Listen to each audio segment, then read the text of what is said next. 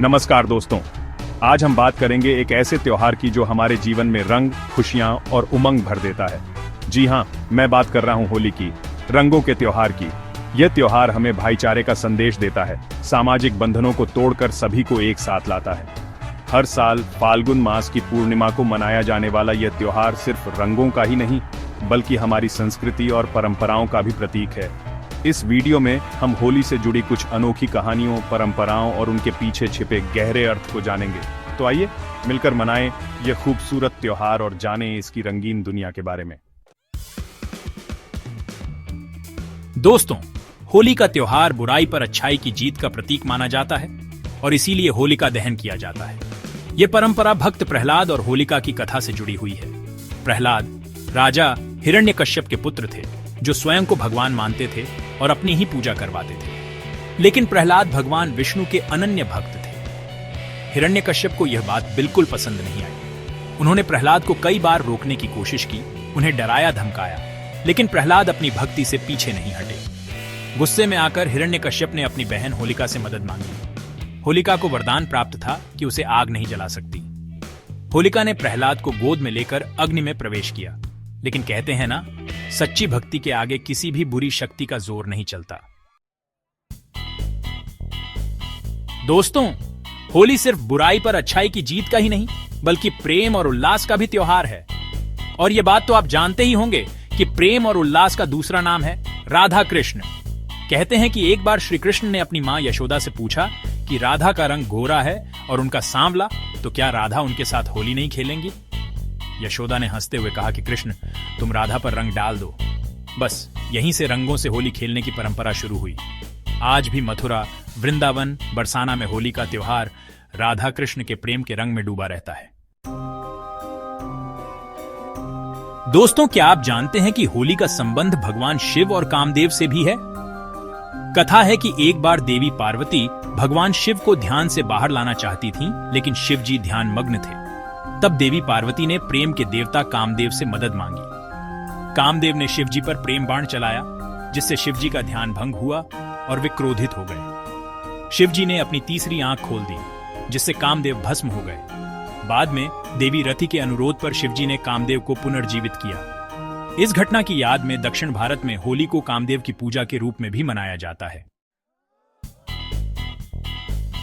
दोस्तों, होली के रंग तो आपने बहुत देखे होंगे, लेकिन क्या आपने कभी लाठियों की होली देखी है? जी हां, मैं बात कर रहा हूं बरसाना और नंदगांव की प्रसिद्ध लठमार होली की। यहां होली के दिन महिलाएं पुरुषों पर लाठियां बरसाती हैं और पुरुष ढाल से अपना बचाव करते हैं। यह परंपरा राधा और कृष्ण की होली से जुड़ी हुई है। कहते हैं कि जब कृष्ण अपने सखाओं के साथ राधा और उनकी सखियों पर रंग डालने बरसाना जाते थे, तो राधा और उनकी सखियां उन्हें लाठियों से मारकर भगा देती थी। यह परंपरा आज भी बरसाना और नंदगांव में बड़े ही धूमधाम से निभाई जाती है। दोस्तों, होली का त्योहार पूरे भारत में अलग अलग तरह से मनाया जाता है। राजस्थान में फुलेरा दूज के दिन होली की शुरुआत होती है।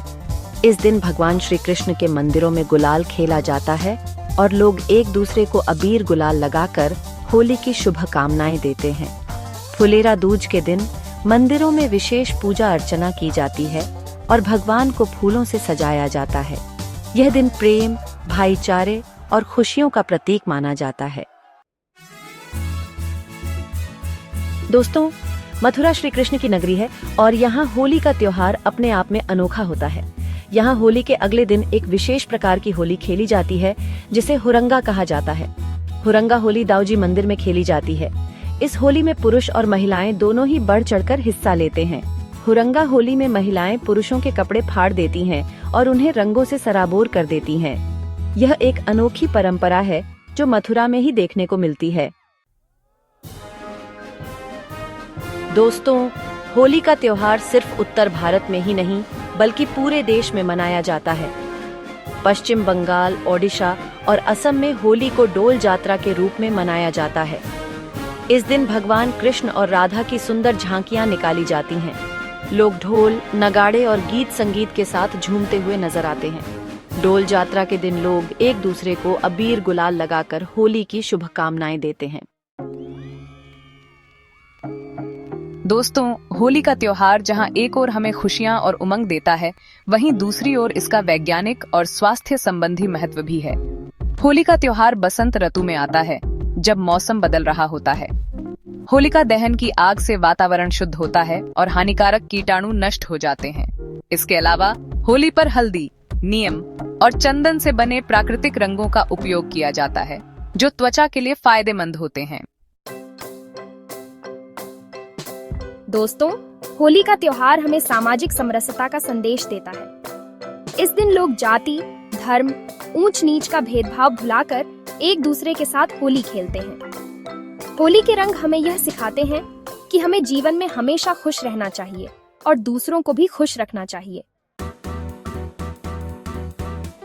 दोस्तों, होली का त्योहार हमारे जीवन के हर पहलू को प्रभावित करता है, जिसमें आर्थिक पहलू भी शामिल है। होली के त्योहार के दौरान बाजार में रौनक बढ़ जाती है।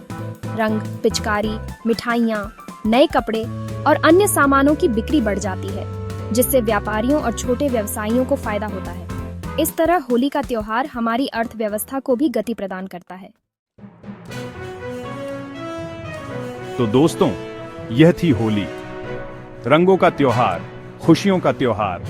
यह त्योहार हमें न सिर्फ आपस में जोड़ता है, बल्कि हमारी संस्कृति और परंपराओं से भी हमें रूबरू कराता है। तो आइए, इस होली पर हम सब मिलकर यह प्रण लें कि हमेशा बुराई पर अच्छाई की जीत होगी, प्रेम और भाईचारा बना रहेगा और हमारा देश तरक्की की राह पर आगे बढ़ता रहेगा। बुरा न मानो, होली है।